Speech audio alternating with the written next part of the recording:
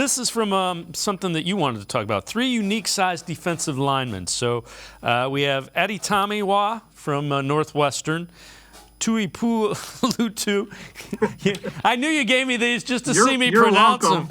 Just to pronounce them. And then Carl Brooks. I nailed that one from Bowling Green. Yeah, you killed it. I think what's really interesting in this draft class is all 3 of these guys at different levels have been talked about as late first, more likely second and third round picks, but none of them are really traditional. And so when you look at Aditame, he likes to go by Tommy at some level. This is a player who played defensive end, could play defensive tackle, but is just 6'2", 282 pounds. He doesn't exactly fit either defensive end or defensive tackle. He needs to be a little bit heavier or a little bit taller for either one of those. Doesn't have the best arm length, but then you go to Tuipulotu.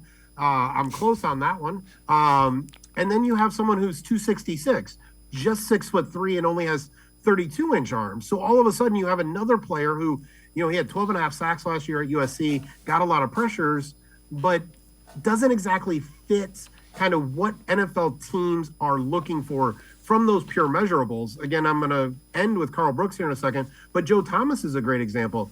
Many people thought he didn't have the arm length to play left tackle and thought he needed to be moved inside to a guard. And we know how that always worked out. But when you look at a draft, when players don't fit, NFL teams start to slide them down, right? If they don't hit certain measurables, certain marks, all of a sudden a player who, at least the first 2, I wouldn't expect to be anywhere near the Browns pick based on their talent, some of their testing measurables, all of that stuff, all of a sudden are falling maybe into the 3rd round.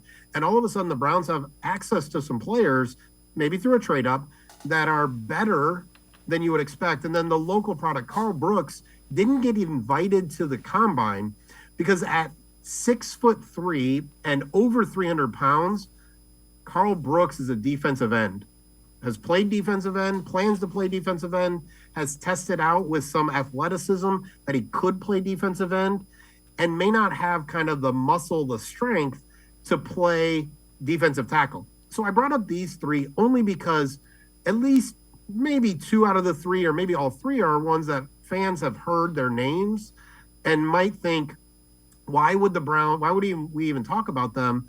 But these are 3 players who just don't fit a profile, right? You don't have 300-pound defensive ends. You especially don't have 6'3", 300-pound defensive ends. Your defensive ends are going to be 6'4", 6'5", 6'6", long arms, right? Your defensive tackles are going to be beefy, a little bit of height, all of that.